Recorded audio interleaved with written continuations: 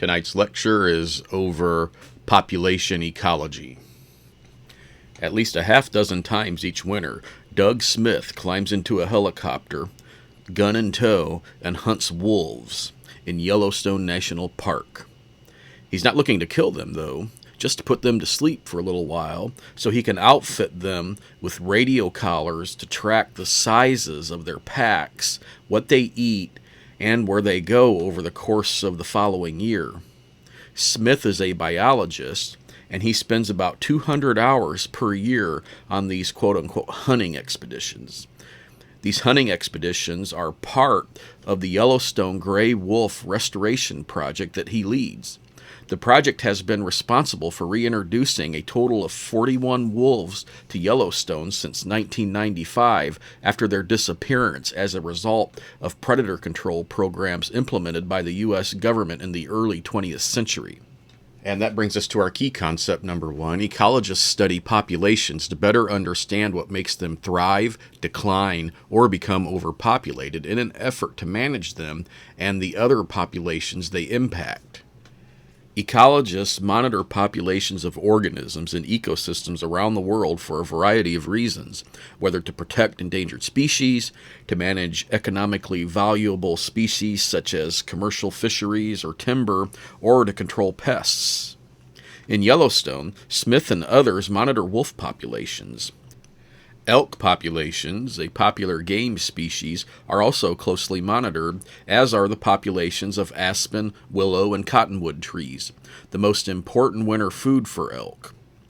In some cases, elk numbers and aspen growth are closely tied to the size of the wolf populations, but not in all areas. It turns out that many factors play a role in the sizes of these populations. The geographic area where a given population is found is called its range. The historic range of the wolf encompassed most of North America, but human impact has reduced that range tremendously. Smith and his colleagues monitor the range of Yellowstone wolves to understand how well the population is doing. As the wolf population grew and new packs formed, the wolves expanded their range into other areas of the northern Rockies outside of the park boundaries. If their range begins to shrink, this might be a warning that habitats are declining in quality or that other pressures are restricting the movement of wolves. And that brings us to our infographic number 1 on page 62. The range of a species represents its geographic distribution. Distinct populations may exist within the range, especially if the species is broadly distributed.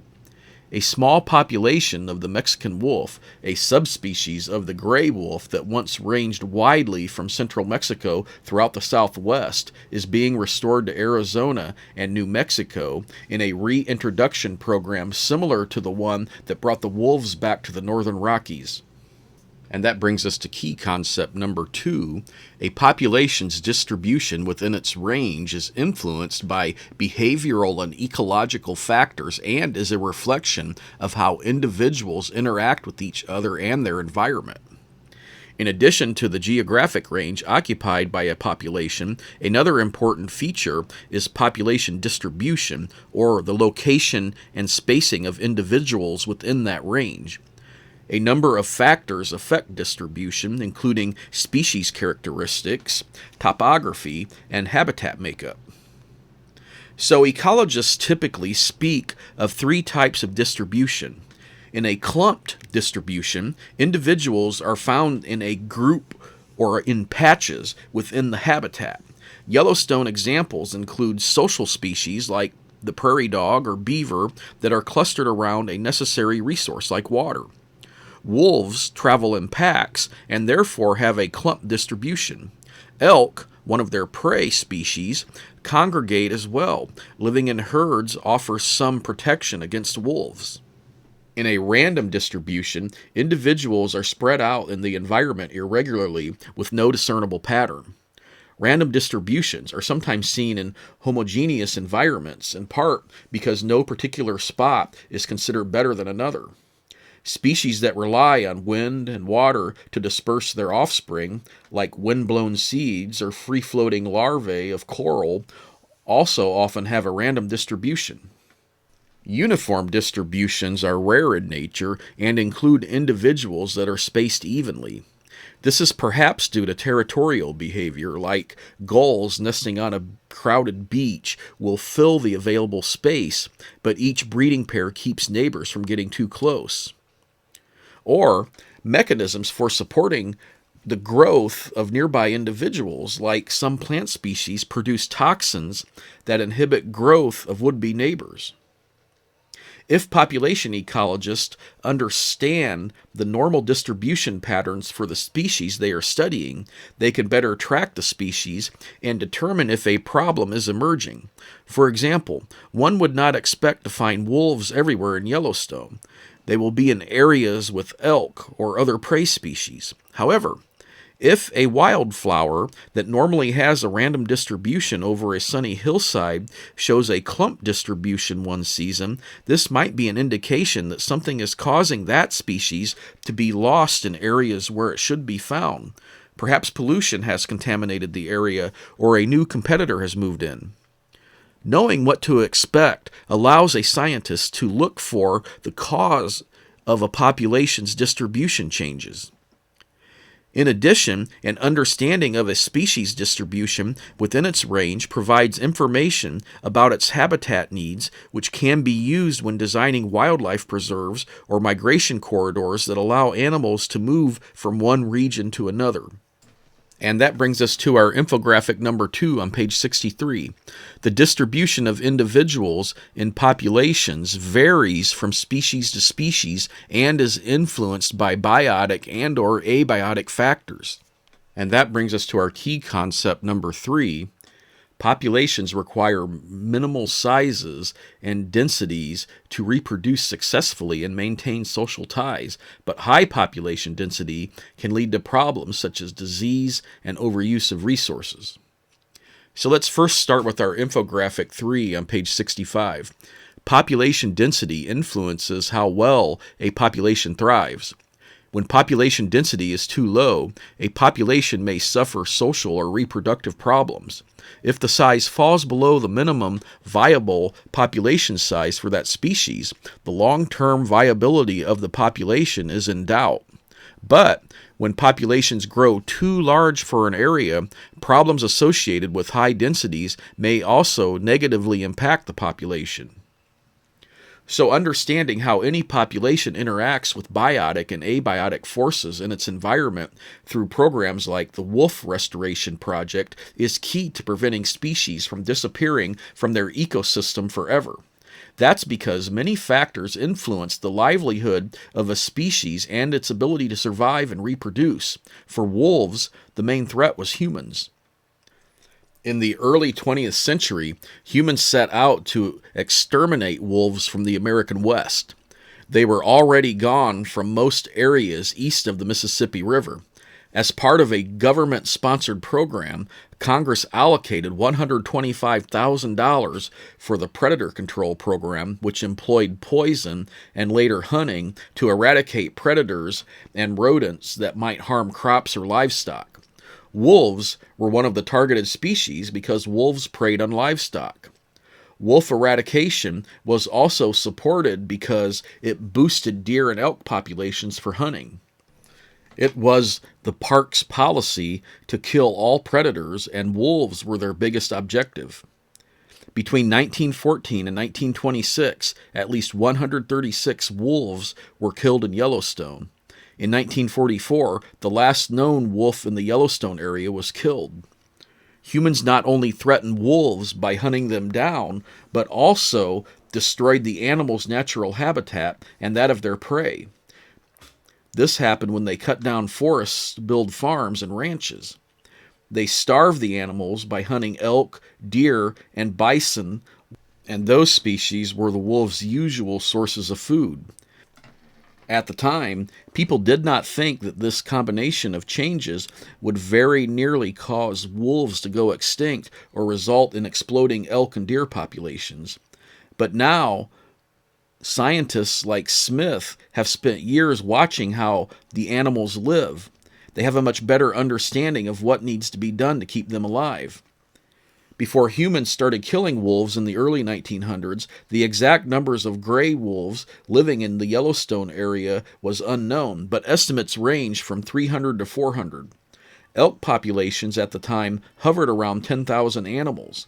The size of a population in a given geographic area is determined by the simultaneous interplay of factors that increase the number of individuals in a population, that is, births and immigration, and those that decrease the numbers, such as deaths and emigration. An understanding of these factors helps us predict population size at any given time. Ecologists who study the changes in population size and makeup, like the average age of the individuals in the population or the proportion of male to females, are studying its population dynamics. They find that the population size of some species increases and decreases rather predictably, barring a catastrophic event, while others tend to fluctuate more randomly, affected by a variety of factors. So every population has a minimum viable population, or the smallest number of individuals that would still allow a population to be able to persist or grow, ensuring long-term survival. This is an important concept when considering how to conserve endangered or threatened species. A population that is too small may fail to recover for a variety of reasons. For example, some species' courtship rituals require a minimum number of individuals for success. Other activities that depend on numbers, like flocking, schooling, and foraging, fail below certain population sizes. Also, genetic diversity, which is inherited variety between individuals in a population, is important. A population with little genetic diversity is less able to adapt to changes and is therefore more vulnerable to environmental change. A small population is also subject to inbreeding, which allows harmful genetic traits to spread and weaken the population. Conversely, a population that has exceeded carrying capacity, the population size that a particular environment can support indefinitely without long-term damage to the environment, also causes problems. Another important metric is population density, the number of individuals per unit area. Population density varies enormously among species, or even among populations of the same species in different ecosystems.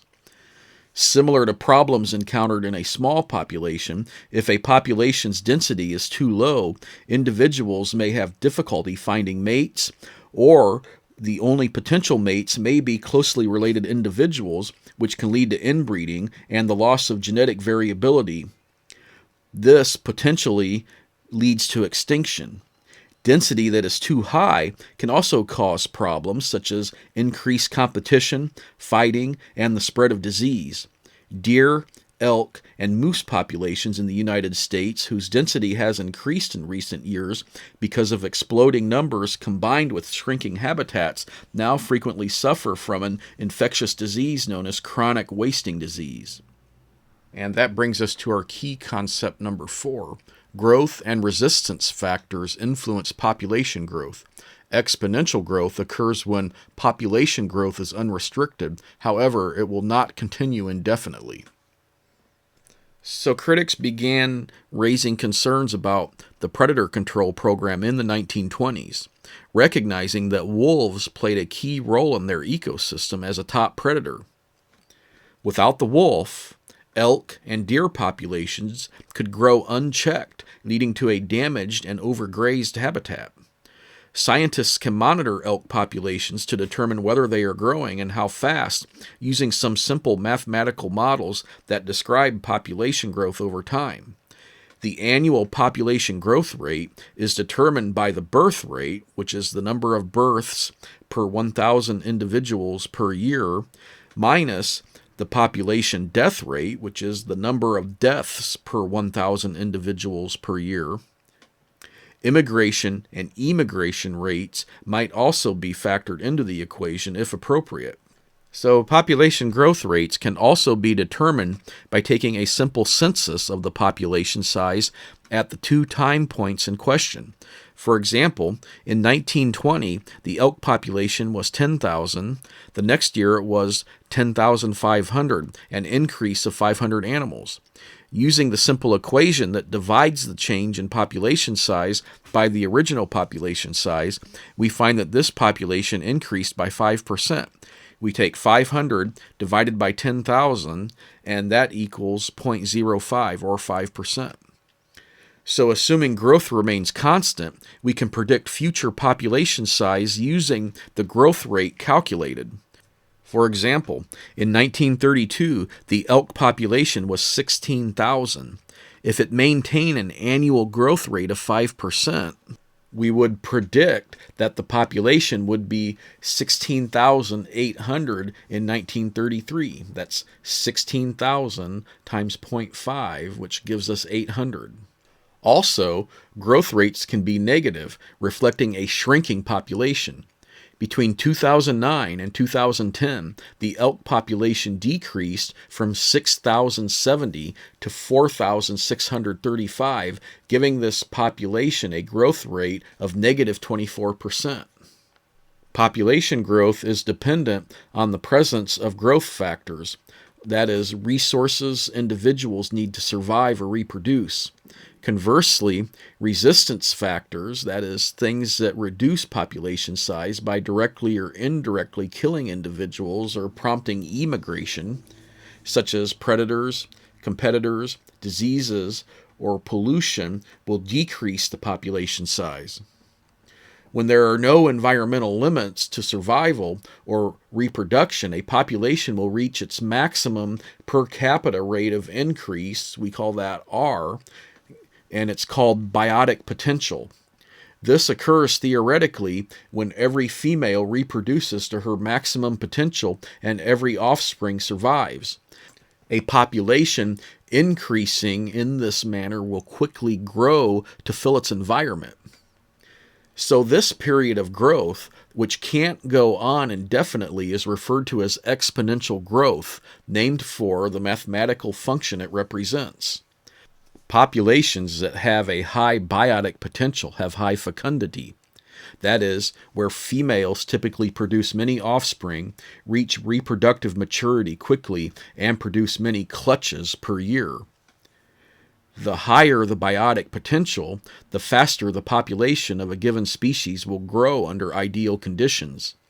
Yellowstone species such as deer mice and the problematic non-native weed known as spotted knapweed have higher biotic potential than species such as grizzly bears and spruce trees. In nature, exponential growth is typically seen when a species first enters a new environment or when there is an influx of new resources.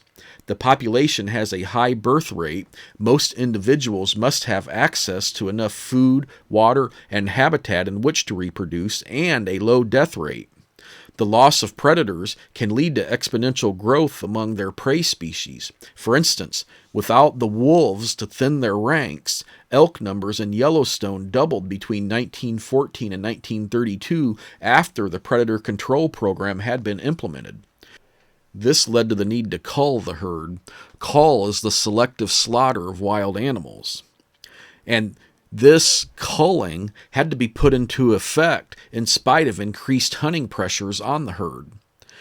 Culling is a standard practice that for many years reduced the herd to around 6,000 in 1968.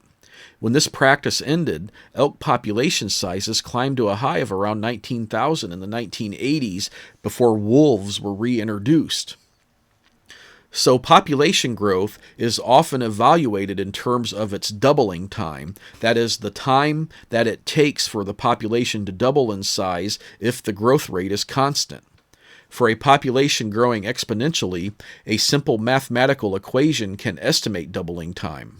That is, 70 divided by R equals doubling time in years, where R is the growth rate entered as a whole number. The rule of 70 states that to find the doubling time of a quantity growing at a given annual percentage rate, divide the percentage into the number 70 to obtain the approximate number of years required to double. For example, at a 10% annual growth rate, doubling time is 70 divided by 10, which equals 7 years. Moving on, a population that is growing exponentially will have a J-shaped curve if plotted on a graph with time on the x-axis and population size on the y-axis. The J-curve shows a slight lag at first and then a rapid increase. This is due to the fact that the larger the population, the faster it grows, even at the same growth rate. Think of it this way: doubling a small number yields a number that is still small. Doubling a large number, on the other hand, produces a very large number. As an example of how profound exponential growth can be, imagine if someone offered to give you a penny one day and then each subsequent day for a month doubled the amount given to you on the previous day. On day 1, you would have 1 cent. On day 2, you would be given 2 cents.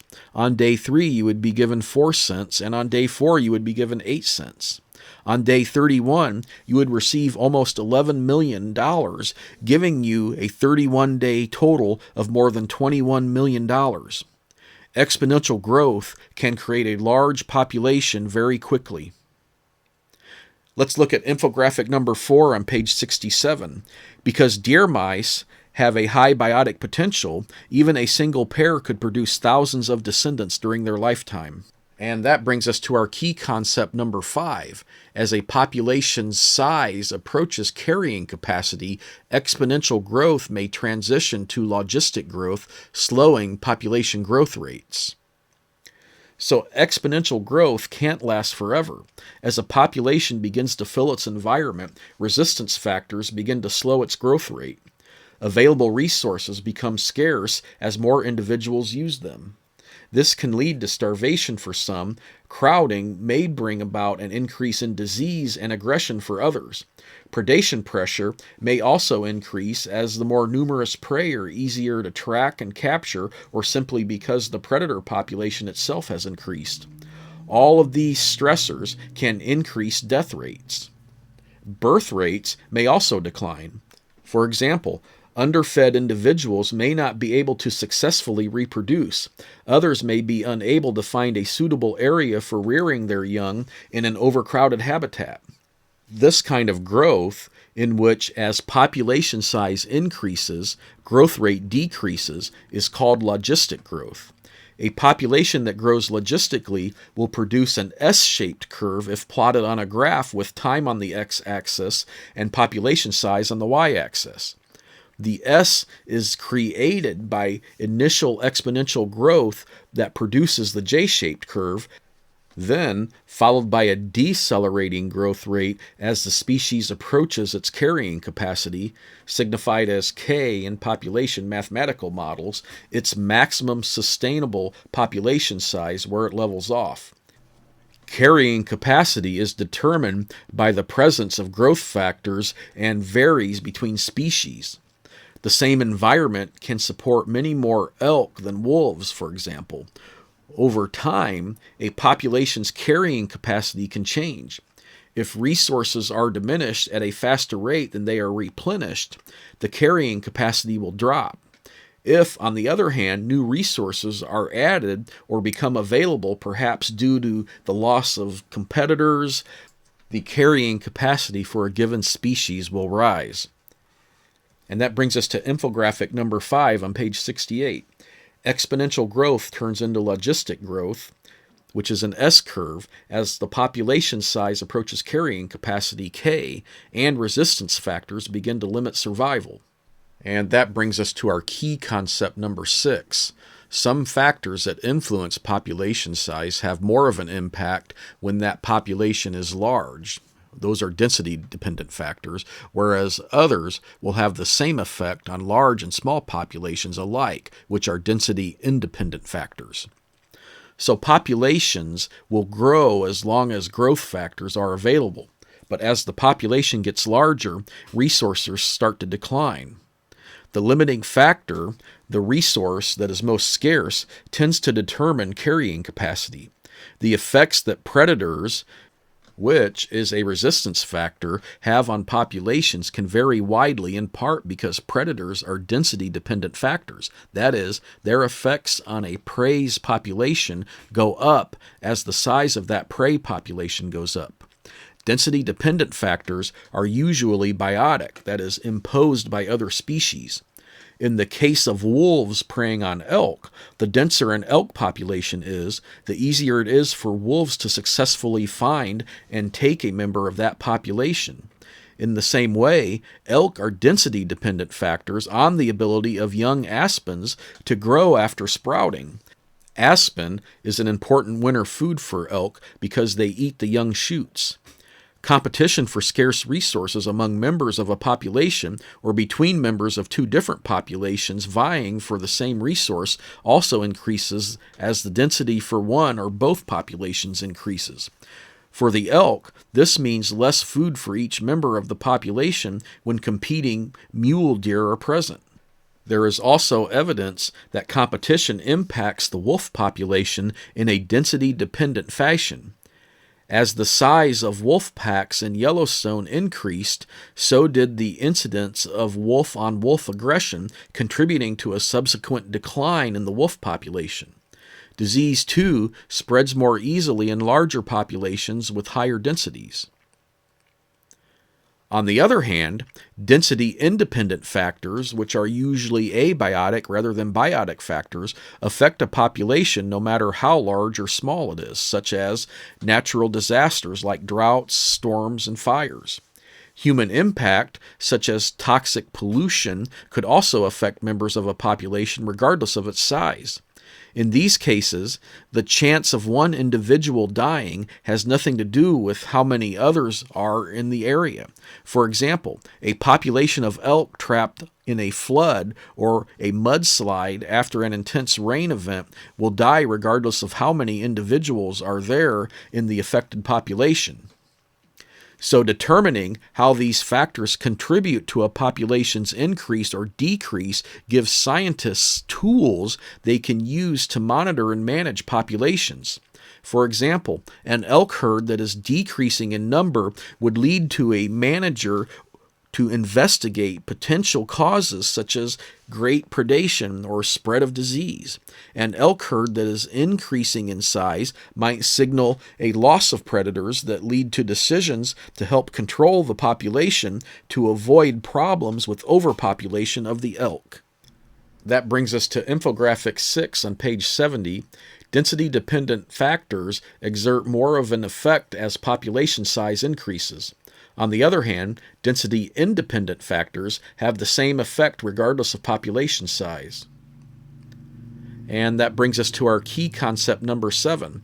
The population size of our selected species can increase or decrease quickly if the environment changes. K-selected species populations don't fluctuate as widely, but they are less able to respond to environment changes. So the biology of a species, which reflects its adaptations for growth, reproduction, and survival, also affects its population's growth potential. For instance, ecologists recognize a continuum of life history strategies among species. Species whose members mature early, have high fecundity, and have relatively short lifespans are known as R-selected species, so named because of their high rate of population increase. Yellowstone R-selected species, such as deer mice and spotted knapweed, are well adapted to exploit unpredictable environments and are able to increase quickly exponential growth if resources suddenly become available. On the other hand, K-selected species, which in Yellowstone include bears, wolves, and slow-growing trees like spruce, are found at the other end of the continuum.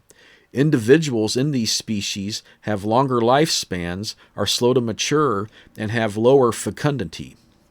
Because of this, their reproductive rates are lower and they are more likely to exhibit logistic growth.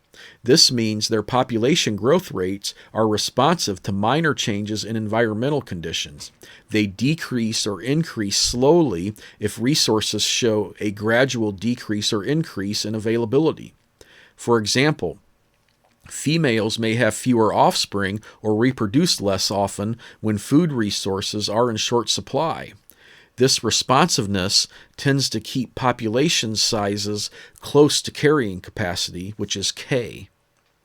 Some species, like elk and deer, have characteristics of both R and K species. They fall somewhere in the middle of the continuum. They are large organisms that have 1 or 2 offspring per year and provide parental care, and that's a K characteristic.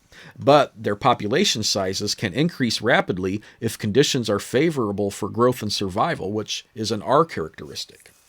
K species and R species often experience different types of population change. For instance, population sizes tend to be stable, especially for K species in undistributed, mature areas. However, it may take a long time for a K species to bounce back if sudden or major changes in their environment decrease their population size. For this reason, many of our endangered species are K species. On the other hand, R species, with their high reproductive potential, sometimes have sudden, rapid population growth characterized by occasional surges to very high population numbers, which may overshoot carrying capacity, followed by sudden crashes, especially in response to seasonal availability of food or temperature changes. This is also known as a boom and bust growth cycle. Their high rate of reproduction does not allow the population the time to adjust and produce fewer offspring as resources become scarce or conditions change. When this occurs, the population that exceeds carrying capacity will drop below carrying capacity and then increase again. Some populations will eventually level off close to carrying capacity, while others continue to overshoot and crash. But this tendency to overshoot and crash is not a weakness. It is a strength that allows our species to inhabit unpredictable or seasonally challenging environments. So let's check out our infographic number 7 on page 72. Different species have different potentials for population growth known as life history strategies. A species' biology may place it anywhere along the continuum between two extremes, the R and K selected species. And that brings us to our key concept number 8. Population size is influenced by the presence of predators, which is top-down regulation, as well as the availability of needed resources, which is bottom-up regulation. Which one has the greatest impact varies from population to population, but both can trigger trophic cascades, having effects throughout the food chain. So thanks in part to Smith's determination, the Yellowstone Gray Wolf Restoration Project is going strong. Wolf numbers steadily grew after reintroduction to a high of 174 in 2003, then steadily decreased, leveling off in the last decade between 80 and 100 wolves, a number Smith says may reflect the current carrying capacity for wolves. But one chief lesson hammered home by observing wolves in Yellowstone is that populations do not exist in isolation. They live in communities with other populations and influence each other greatly. In the many decades when wolves were absent, elk populations crashed periodically when food was scarce due to drought, extreme winters, or overgrazing. This is known as bottom-up regulation. Regulation by the presence or absence of growth factors that affect population numbers, such as the availability of water, food, or sunlight. Even physical disturbances like fire are considered bottom-up regulators when they free up nutrients, boosting plant growth. For decades, ecologists felt this was the major regulating force at work on populations throughout an ecosystem. However, recent evidence is emerging that predators too play a major role in determining population sizes, that their impact is not just incidental, only killing weak or old individuals that would soon die anyway. The ability of a predator to control the size of its prey population is an example of top-down regulation. In 1995, when the wolf reintroduction program began, the winter Yellowstone elk population was around 17,000. This number has steadily declined to around 5,000 today, a decline linked to the return of the wolf. Beginning around 2008, the leading cause of death for young elk changed from starvation to predation. The wolf, it seems, has shifted control of the elk population to top-down regulation. Aspen and willow also appear to be controlled from the top down by elk in many areas. Because elk like to eat the tender young shoots, few saplings are seen in areas where elk are abundant and not deterred from grazing by predators. So the top-down effect of a predator is not limited to the prey that the predator actively takes. As with bottom-up regulation, effects can be felt throughout the food chain in what is known as trophic cascade. Trophic refers to feeding levels on a food chain. In Yellowstone, aspen and willow owe their recovery to wolves. These trees, whose growth had been severely restricted when wolves were absent, are recovering thanks to lower elk grazing pressure due to both lower elk population density and behavioral changes. Elk are warier when wolves are around and tend to stay in more open areas away from aspen and willow stands. Ecologists have long debated the relative importance of top-down regulations versus top-up regulations. In Yellowstone, the picture that seems to be emerging is that both top-down and bottom-up regulations are important in controlling elk populations and the plant species on which they feed. Bottom-up factors determine how much energy enters the ecological community, and top-down factors influence how it is distributed up and down the food chain. According to some research, the return of the wolves is even affecting the way the rivers run in Yellowstone National Park. Constant grazing from the overabundant elk in the 1990s kept willow saplings so short, the most were under 2 feet tall, that they could no longer help shore up the stream banks, resulting in a gradual widening of the stream beds. This reduced the frequency of flooding after heavy rains or spring snowmelt, historically an important part of these streamside ecosystems. But with fewer elk feeding on them, by 2017, willows averaged just over 10 feet tall. This improved the streamside habitat by improving shade to the stream and promoting the revegetation of the stream banks. Stabilized stream banks held the stream channel in place, allowing a return to the occasional flooding vital for these habitats. It can be said that wolves have set in motion a landscape-scale trophic cascade. The success of the Yellowstone reintroduction program led to the wolf being quote-unquote delisted in all of the northern Rocky Mountain states by 2012, although not without opposition from some scientists and conservation groups. A delisted species is no longer protected by the Federal Endangered Species Act, and management authority is returned to the state. In 2019, citing stable populations, the U.S. Fish and Wildlife Service proposed to delist the gray wolf in all U.S. states. This does not apply to the Mexican wolf, which has a separate listing under the Endangered Species Act. This, too, is being met with opposition from scientists who say it is too soon to remove the protection. The Northern Rockies delisting has allowed wolf hunts. In most states, there are quotas set for trophy hunting. There are no limits set for killing wolves deemed dangerous to humans or livestock. The management of wolves includes the protection of some packs as well as policies that allow hunting of others. The reasoning behind this is that hunting wolves only in areas where they conflict with humans may be one of the best ways to protect wolves in wild places like Yellowstone. If people know they can protect their animals and livelihoods, they may be more amenable to allowing the wolves to remain in wilderness areas. To ensure that the wolves reintroduced to Yellowstone are given a chance to really flourish, Smith and his colleagues diligently stay on the wolves' trails studying their population dynamics. And that brings us to infographic number 8 on page 74.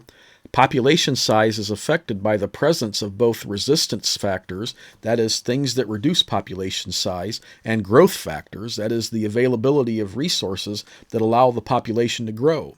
In most cases, both impact population size, although which plays the greater role may vary from species to species or even within a species. Top-down regulation can lead to trophic cascades that affect all levels of the food chain. And that brings us to our core message for this chapter. Population ecologists study population size, distribution, and growth rates. Also, many species are facing environmental disturbances that threaten their populations. And to help populations persist, we need to understand how they function. And in summary, the success of the reintroduction program led to the wolf being delisted in Montana and Idaho in 2011 and in Wyoming in 2017. The population dynamics of the Yellowstone wolves will continue to be monitored very closely.